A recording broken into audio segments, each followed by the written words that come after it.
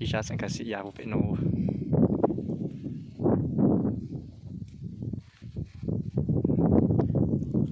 หมอนักรอดจมเปลอยรอด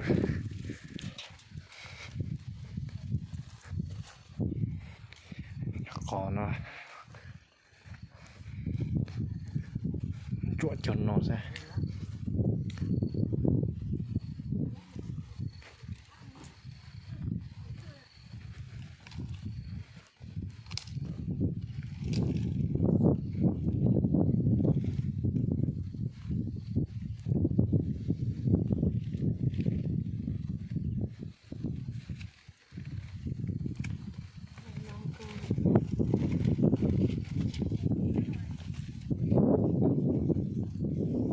mà giờ phải chỉ té giờ tả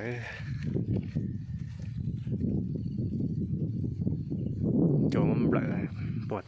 cho nó